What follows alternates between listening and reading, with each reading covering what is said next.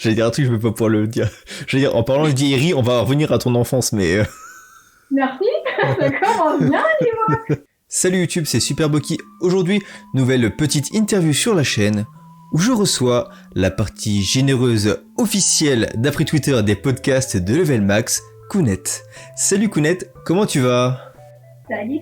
Eh ben écoute, super bien, contente d'être enfin arrivée. Oui. Petite misère pour se connecter, légère. C'est ça, en off on a mis quelques petites minutes, pour ne pas dire plus d'une demi-heure.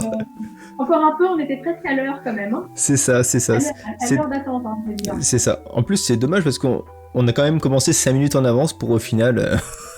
C'est ça, tout à fait. C'est un détail.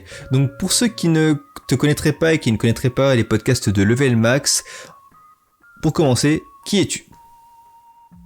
Donc, Kounet, comme tu l'as dit tout à l'heure, partie généreuse de Level Max parce que Level Max était plusieurs émissions, dont une qui s'appelle Breaking Max. Et je présente entre autres des jeux gratuits. Donc c'est parti de là, la partie généreuse. C'est-à-dire qu'il y en a qui présentent des jeux payants et moi derrière j'arrive, je suis la généreuse, je propose des jeux gratuits. Donc cette petite chose est partie de là. Et en gros, je fais partie de l'équipe de Level Max. Et donc on peut me retrouver soit sur Level Max avec des émissions à thème, soit sur Breaking Max avec l'actualité et aussi sur Soundmax, sur les musiques gaming.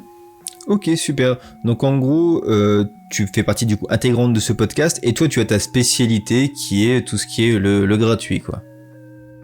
Quand c'est sur Breaking Max, généralement c'est les jeux gratuits mais aussi les sorties du mois. Donc autant dire qu'en ce moment je parle pas beaucoup. Hein. Oui, bah oui. C'est un peu compliqué de sortir là. Mais on a quand même réussi à trouver deux, trois petites choses. Donc c'est essentiellement ça et les news. Après, chacun a sa rubrique sur Breaking Max, mais on interagit tous plus ou moins. On aime bien se couper la parole en fait. Oui, bah c'est la joie de pouvoir faire faire des podcasts IRL entre camarades. On prend mal un plaisir à pouvoir embêter l'autre. Ouais, ça c'est vrai. Et encore, tu vois pas tout parce que oui. Harry, par exemple, il a des doigts et qu'il a des points, c'est pas pourquoi. C'est ça. En fonction de ce qu'on dit, il y a des choses comme ça. En parlant d'émissions du coup enregistrées IRL, face au confinement, vous avez quand même trouvé une petite solution pour pouvoir continuer ou vous allez mettre un peu en stand-by Level Max pour l'instant ?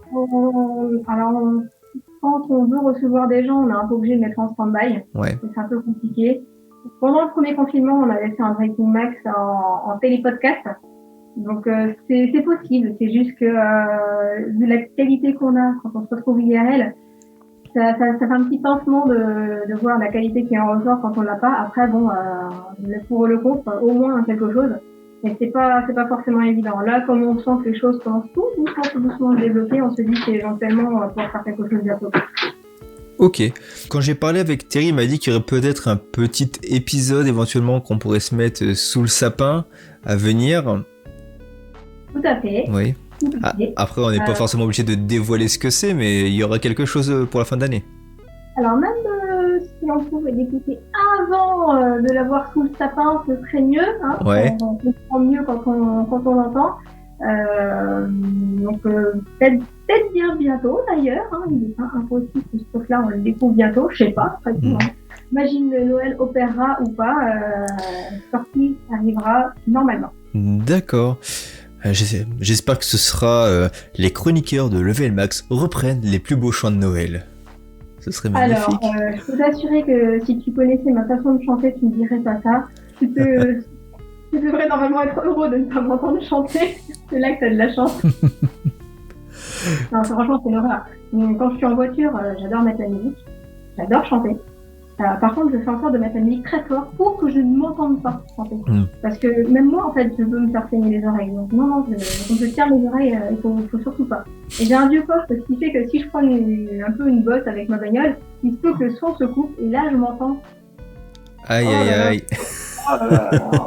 Non, faut pas. En parlant de choses rétro comme ton autoradio, nous allons revenir aux premiers souvenirs de ton enfance et à ta découverte du jeu vidéo. Donc on va parler de la petite Kounet, la baby Kounet. Comment est-ce qu'elle a découvert le jeu vidéo ? Alors, je devais avoir autour des, je sais pas, peut-être des 7 ans, quelque chose comme ça. C'est par mon frère. Mon frère a 11 ans de plus que moi. Et il avait la Game Boy ainsi que la Super Nintendo. Donc j'ai eu le droit de un petit peu toucher. Et d'ailleurs, j'ai un peu trop touché sa Game Boy, ce qui fait qu'on a fini par m'en offrir une. Comme ça, au moins, je le laissais tranquille, j'utilisais ses jeux, etc. Donc beaucoup de Game Boy. Et quand il a eu l'idée de vendre sa Super Nintendo, je sais plus, je crois qu'il voulait acheter une PlayStation. Enfin, je sais plus, bref, il a voulu la vendre et moi je dis non, moi je la veux quoi. Donc j'ai récupéré la Super Nintendo à ce moment-là. D'accord. Et du coup, bercé par Nintendo dès le plus jeune âge, est-ce que tu te rappelles, c'est quoi le premier jeu auquel tu es joué? Donc c'était sur Game Boy et c'était l'un des premiers, parce que le premier je suis pas sûre, mais c'était Tetris. Tetris sur Game Boy. Ouais, classique. Et c'est un jeu sur lequel tu as accroché parce que, enfin, je pense que tu devais être toute jeune à l'époque, tu devais avoir moins de 10 ans, je suppose. Moi j'avais moins de 10 ans, ouais. Et je l'ai retourné dans tous les sens possibles ce jeu. En même temps, incroyable. retourner Tetris sur Game Boy, c'est pas très compliqué non plus, hein, j'ai envie de te dire. Oui, mais... De mode à finir, et ça finit super rapidement. Mais disons que quand t'es petit, c'est un petit challenge au début. Je suis pas non plus archi petite, hein. Mais c'est vrai que cette cartouche-là, elle a tourné. Celui-là et Alley West, le jeu de briques, le casse-briques, c'est deux jeux qui ont beaucoup tourné. C'est lequel l'autre jeu? C'est Alley West, c'est comme ça que ça se fait sur la cartouche. C'est un jeu de casse-briques. D'accord. Ouais. Donc, ok, donc quand même des jeux à skill plus ou moins. Disons que j'avais pas trop le choix non plus. C'est-à-dire que quand j'ai récupéré ces consoles-là, j'ai pas eu l'occasion d'acheter de nouveaux jeux. On ne m'offrait pas de nouveaux jeux, donc je récupérais la console avec les jeux qui étaient dedans. Donc j'ai récupéré les deux consoles de mon frère avec les jeux qui, je ne sais pas comment il les a eu, mais c'est celui qui les a achetés ou quoi, je ne sais même pas. Mais voilà, il m'a tout donné ça et j'ai pas eu d'autres choix en fait. Ok. Sur ces consoles-là, non, les jeux que j'ai achetés sur cette console-là, c'est des années plus tard, dizaines d'années plus tard, avec Silac, on peut dire. Ah ok. C'est quoi du coup le premier jeu que tu as acheté parce que toi tu le voulais, par exemple? Alors, c'était pas vraiment acheté, c'était sur si c'est volé, il y a prescription si c'est volé. Hein, c'est surtout que quand je suis passée moi aussi à la PlayStation après. Ah, ça sent le piratage ça. Ah oui, on m'a tout de suite dit, attends, ta console, je vais te la prendre, tu verras, je vais te mettre plein de trucs dessus. Alors moi, je ne voyais pas trop ce que c'était, j'avais juste compris que je vais te prendre ta console et je vais te la rendre avec plein de jeux. Et on m'avait dit, qu'est-ce que tu veux? À l'époque, je ne savais pas trop, je connaissais pas trop les trucs, donc j'ai fait purement et simplement, j'ai regardé les images et c'était joli, c'était plutôt pas mal, quoi. Et j'avais été interpellée un petit peu par Crash Bandicoot, donc ça je l'avais demandé. Ça et Destruction Derby, aussi. Ouais. Donc le fameux achat à la jaquette où tu regardes les trucs, tu fais ça doit être sympa. Hein. Ouais. Après t'es pas trop mal tombé parce que Crash Bandicoot c'est quand même un jeu qui est assez sympa si t'aimes bien les platformers. Et c'est plutôt mon domaine les plateformes. Ouais. Et Destruction Derby, je suis un peu plus partagé dans le sens où j'avais eu le premier sur Sega Saturn à l'époque. Sympa comme jeu où, parce que tu pouvais casser des voitures, c'était ça qui était surtout sympa plus que la course en elle-même. Mais je le trouvais d'une lenteur le premier Destruction Derby. Par contre, quand ils ont sorti Destruction Derby 2, là, j'ai commencé vraiment à prendre du plaisir dans le sens où t'avais vraiment une sorte d'impression de vitesse et puis t'avais ces fameuses arènes qui étaient beaucoup plus dynamiques que dans le premier, où là, t'avais vraiment l'impression de t'amuser quoi.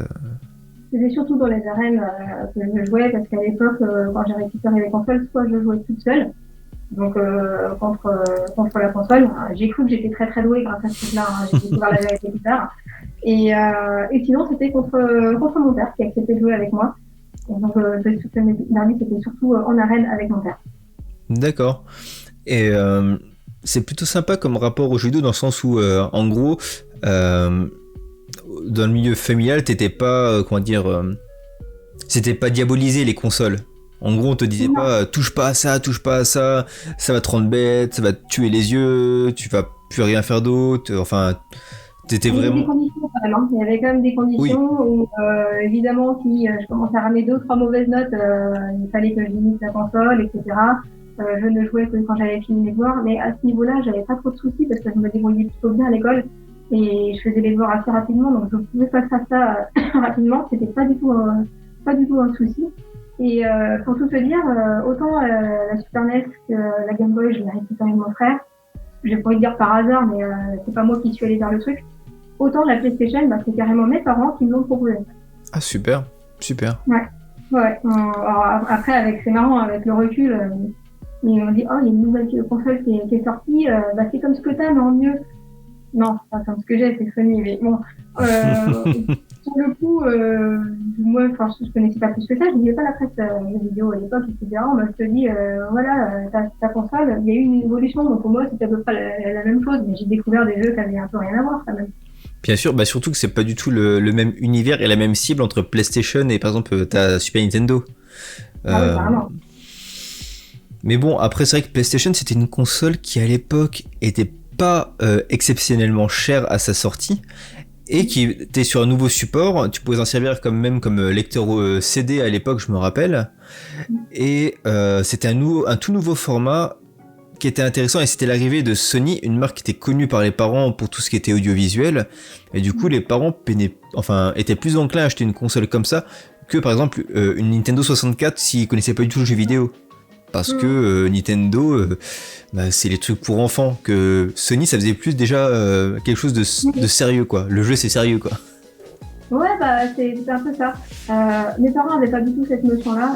Sauf ma mère qui était pas du tout portée dans le jeu, mais souvent, quand j'en parlais dans ma famille, on me disait t'as la nouvelle PlayStation. Non, c'est la PlayStation en fait. La Nintendo avant, c'est pas PlayStation, mais c'était pas forcément facile de leur expliquer. Non, c'est juste un autre truc, mais c'est une console. Ouais, c'est une console. C'est pareil alors. Ouais, bon, d'accord.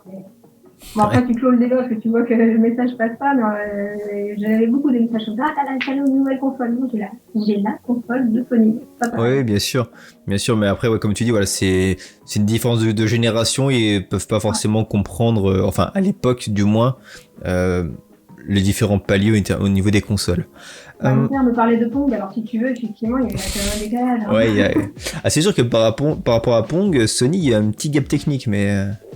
Mais ouais, il y a une évolution, ouais. Dans les guerres Pong.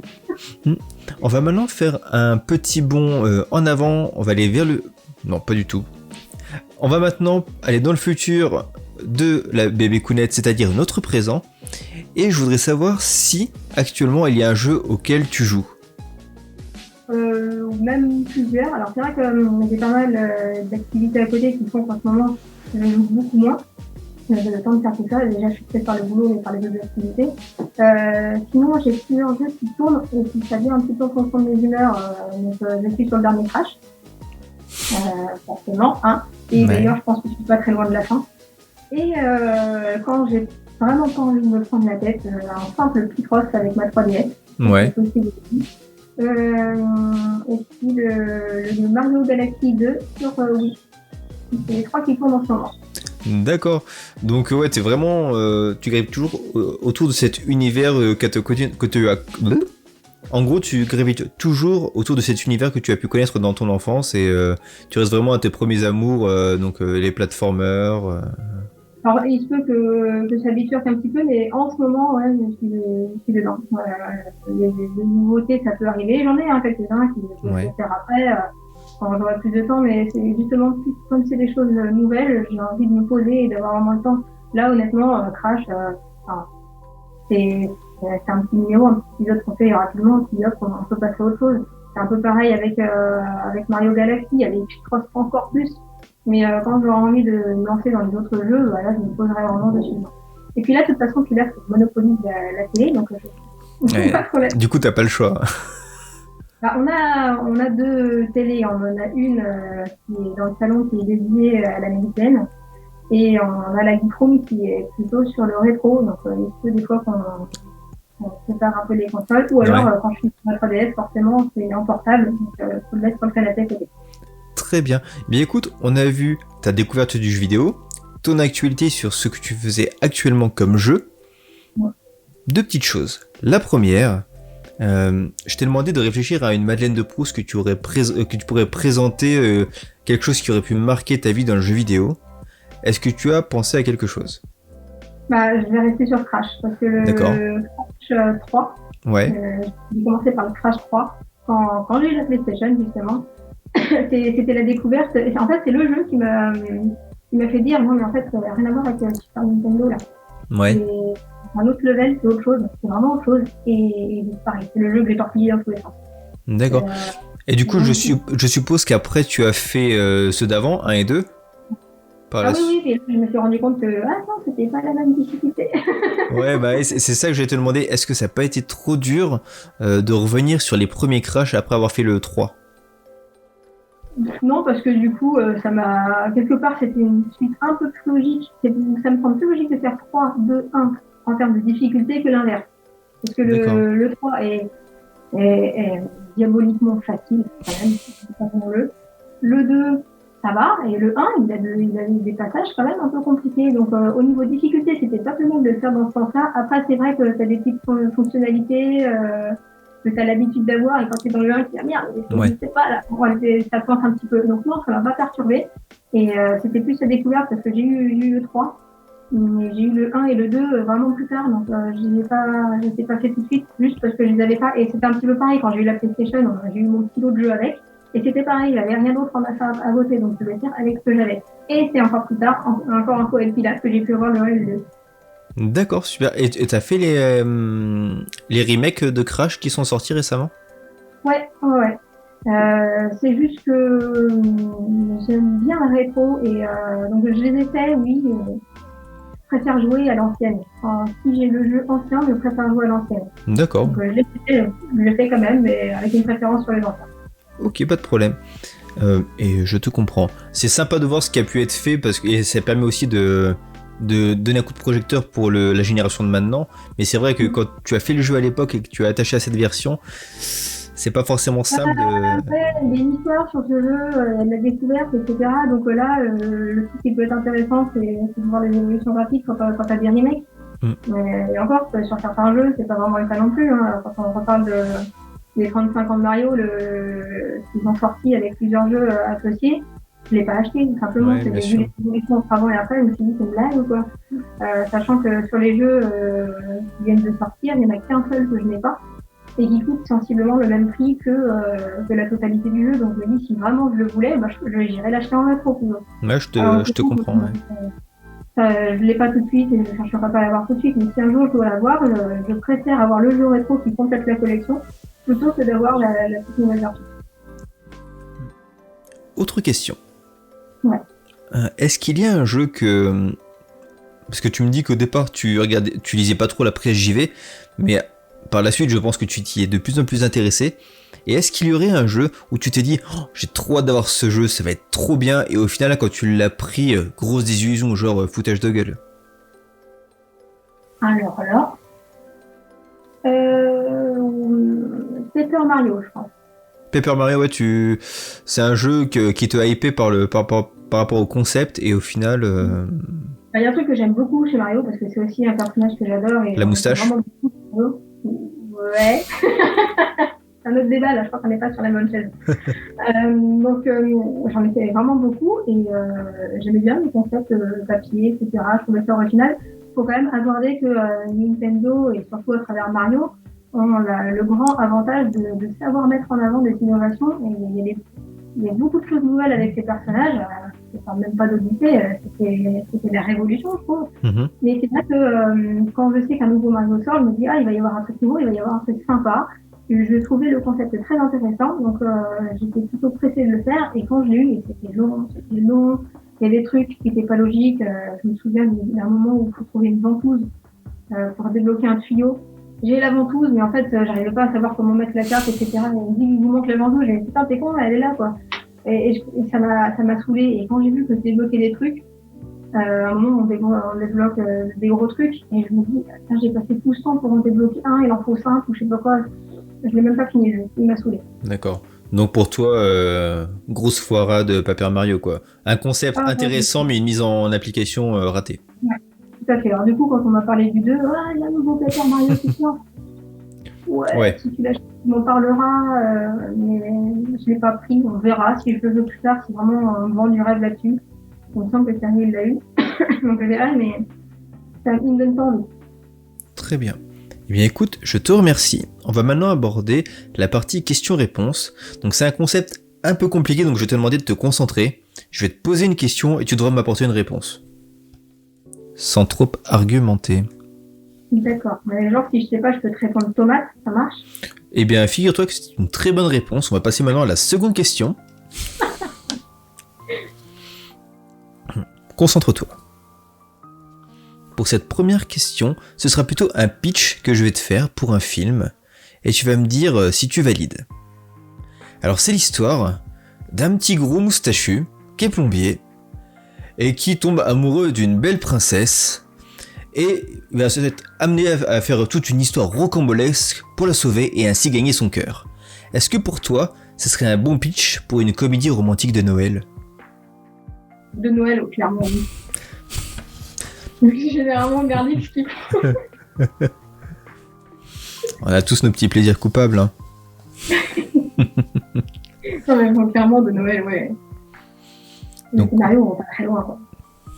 oui, tout à fait. Et puis c'est toujours comme ça, hein. Deux personnes que rien ne semble lier, au final, finissent par être de Oui, beaux ouais, c'est les seuls amoureux. qui n'arrivent pas à comprendre qu'elles peuvent s'entendre, etc. Ah ouais, le scénario qu'on n'a pas vu plusieurs fois, plusieurs millions de C'est ça. fois.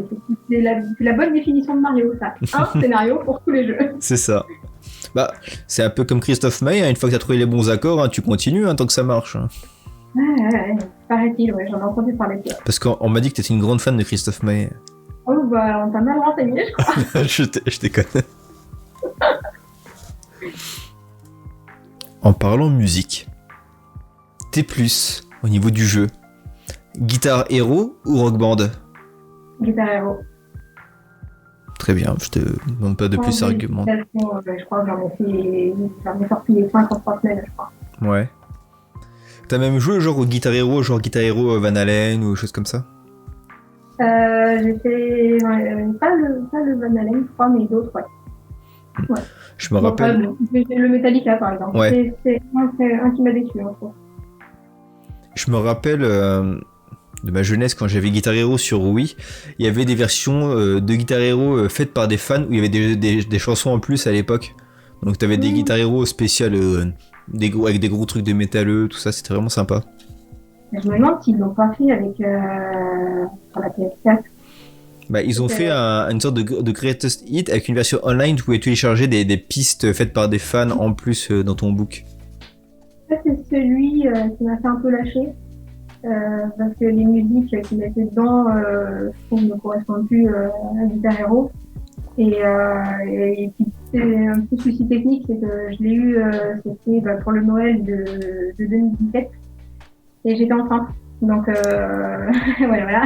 Et quand on est enceinte en fin septembre, arrivé fin décembre, parce que moi j'ai explosé très très vite au niveau du vide, je joue en ukulélé. Et c'était pratique. Donc voilà. J'ai tout doucement lâché le truc pour ce genre de soucis-là. Et puis de toute façon, quand je regardais les musiques qu'ils proposaient, je me suis dit mince, c'est quand même couillon. On a du Iron Maiden avant, du Metallica. Non, on a des trucs, des musiques, quoi, qui jouaient de la guitare. Ouais, non, je suis d'accord avec toi. L'électro avec une guitare, c'est pas logique. Moi aussi, j'étais gros joueur de Guitar Hero, et puis après Guitar Hero 4, j'ai lâché parce que je me retrouvais plus forcément sur les playlists, et puis il fallait encore changer de support. Je voulais pas acheter une console juste pour un Guitar Hero, donc voilà, j'ai lâché. Alors nous, on les avait déjà, c'était déjà plus pratique, et quand on les a eu un peu plus tard, on a eu les premiers ou deux qu'on a eu en premier, et puis on s'est contenté de ça un petit moment. Jusqu'au moment où je me suis dit, tiens, je voudrais bien en avoir d'autres, on s'est mis, on en a acheté plein. Donc en gros, on a eu que à acheter le jeu et éventuellement la guitare qu'elle avait.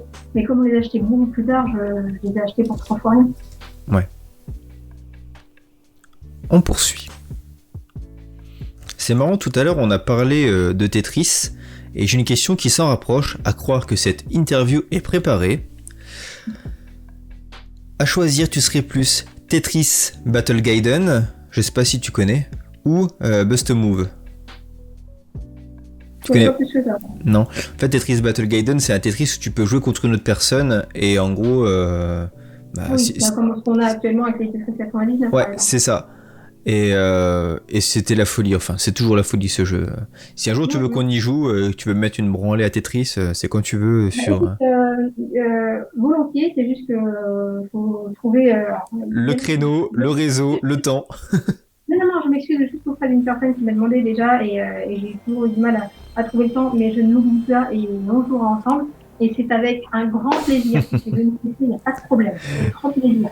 Ça marche. Et je retiens, c'est que j'ai une très bonne mémoire, donc je vais revenir vers toi. Je vais voir dans 1 an et demi, coucou, ça te dirait de faire une game? Oh non, pas 1 an et demi, plutôt que ça. Je te demande de te remettre focus, parce que figure-toi que tu n'as pas été sage, et le dieu du jeu vidéo décide de te punir, et il va rayer du monde une licence du jeu vidéo. Et c'est toi qui vas devoir choisir entre Tetris ou Crash Bandicoot. Il ne peut en rester qu'un. Ah, c'est violent quand même, hein. La vie est violente, parfois tu reçois des coups comme ça derrière la tête. C'est violent aussi, regarde, entre les deux. Aïe, aïe, aïe. Aïe, aïe, aïe, mais genre avec toutes les fonctions, genre avec des évolutions à venir. Ah mais de toute façon, si une fois que c'est rayé, le passé, le présent et le futur du jeu n'existent plus. Plus personne ne se rappellera de ça. On ne voit rien du tout. Ouais. L'oreille crash. Aïe, aïe, aïe, c'est super dur. Hein. Non mais ok, Je me dis, cette formeur, non mais très bien, t'as rayé Crash. Je pense que je trouverais moins difficilement un jeu de plateforme qui se rapproche de Crash plutôt que faire un puzzle game qui se rapproche de Tetris. Ouais, très bien, je te demande pas d'argumenter plus, hein. Ça sera juste le titre de la vidéo, Kounet Ray Crash du monde du jeu vidéo. Aïe, aïe, aïe, aïe, aïe, franchement ça pique, hein. En parlant jeu vidéo, pour toi le jeu c'est un plaisir ou quand tu joues c'est quand même un peu la compétition? Non, c'est un plaisir pur. Très bien. Question métal, car je sais que tu aimes beaucoup le métal. T'es plus acier ou laiton? On va dire acier. Mais qu'il est drôle, incroyable. Question métal, une nouvelle fois. Tenacious D ou Metallica? Tenacious D. Merci Kounet. Merci beaucoup Kounet. Tu vois, j'étais en train de me dire, elle est pas terrible cette interview et là c'est bon, ça vient de remonter. Je suis gros fan des Tenacious D, je les ai vus encore en concert en début d'année, c'était génial. Il était en mars? Ouais, bah quand ils sont partis à Paris là. Ouais, on y était aussi. Ouais, c'était trop bien. Et c'était génial. Au début, quand ils ont fait leur set pour le nouvel album où c'est un peu comme un petit film quoi, je me suis dit si c'est ça tout le concert, ça va être chiant, ça va être long. Parce que c'est sympa à écouter et puis c'est sympa à voir. Mais tu sais, en plus il y a la toile, t'as l'impression d'être coupé un peu d'eux. Et je me suis dit, bon, j'espère que ça va pas être tout le temps. Et puis quand ils ont arrêté à la fin et que c'était le concert, et là c'était folie. Moi je me suis dit, c'est essentiel, ils présentent leur album, mais oui. Ils vont nous le faire en entier parce que c'est long quand même. Et puis j'avais un peu espoir d'entendre les anciennes quoi. Et finalement ils ont fait les deux, donc royal. Leur animation était quand même vachement sympa. Ah oui, non mais la mise en scène était super, mais c'est vrai que il y aurait eu que ça dans le concert. J'aurais l'impression d'avoir pris un peu une douille quoi. Mais les anciennes on les attend trop. Hein. Il y a des musiques comme ça incontournables, t'es obligé de les faire. C'est ça. Eh bien nous nous rejoignons. J'ai une dernière question. Est-ce que partager sa vie avec une personne qui est plutôt Team Sega, c'est la parfaite illustration du pour le meilleur et pour le pire? Dans le pire, qui est le meilleur. Parce que voilà, toi t'es Team Nintendo revendiqué, on le sait, et puis là, lui, les petits moustachus, voilà, c'est bien 5 secondes, mais il préfère les crêtes bleues. Ouais, c'est ça, c'est la petite bagarre. Des vrais trucs et d'autres des pauvres pianos qui ressemblent à rien. Ridicule. Du coup, est-ce que vous êtes retrouvés sur le Mario et Sonic aux Jeux Olympiques ou non, ou pas du tout? Ce jeu, c'est un jeu bien encore. Non, mais ça... Mais du coup, non. J'ai regardé, je me suis dit, allez, ça peut être sympa pour s'affronter. Et... Non. Bah, c'est sympa quand t'as 5 ans, quoi. Tu vois Mario Sonic et tu t'amuses. Ouais, voilà, c'est juste qu'on est adultes, nous, en vrai. D'accord, ok, bah je note, vous êtes adulte. Voilà. Ouais. Parce que je sais pas que les adultes ils faisaient des petits comme ça sur toutes les interviews. Ouais, mais il y a des choses qu'on découvre plus tard. Après, Pilaf, c'est un nain, faut pas oublier. Hein. C'est le nain Pilaf, c'est comme ça qu'il se fait appeler à la base. Hein. Oui. Lui, il aime bien cet univers-là des nains, donc c'est pour ça. Alors que moi, j'aime bien l'univers des elfes, donc dès le début, tu sentais que Sega, Nintendo, nain, elfe, on était plutôt voués à s'entendre. Oui. Très bien. Eh bien, écoute, je te remercie de t'être prêté à ce jeu de petites questions-réponses, Kounet. On va bientôt se quitter. Je sais, c'est triste. Bah ouais, on a vu tellement de temps à se retrouver. Avant de se dire au revoir, Kounet, du coup, on peut te suivre un peu sur ton actu sur le réseau. J'y vais régulièrement, enfin c'est vrai que je ne poste pas tous les jours, etc. Ouais. Mais on me retrouve sur le Twitter tout à fait à Kounet J. T'aurais dû mettre un Kounet tiré officiel, t'aurais dû mettre. C'est vrai, j'aurais dû. Ouais. Comme tout personnage très connu, tu vois, toi t'es chroniqueuse des podcasts de Level Max qui sont parmi les podcasts jeux vidéo les plus écoutés en France, quand même. Oula, tu crois? En tout cas, je tenais encore à te remercier de ta disponibilité depuis maintenant un certain temps, car nous enregistrons depuis plus d'une demi-heure maintenant. Franchement, plaisir partagé, c'était très très très chouette. Ouais, et moi, je te dis du coup à très bientôt dans les podcasts de Level Max où je pourrai écouter à nouveau la partie généreuse que tu nous fournis. Tout à fait, et puis on se retrouve aussi sur Tetris, on t'a pas oublié. Oui, on ne va pas oublier cette vidéo fait foi. Ouais. En attendant, moi je vous dis donc à très bientôt pour de nouvelles petites interviews. Si vous avez aimé le contenu, n'hésitez pas à le partager, mettre le pouce bleu, le partage, tu connais la musique. Kounet, merci encore une fois. Salut YouTube. Merci beaucoup, gros bisous généreux.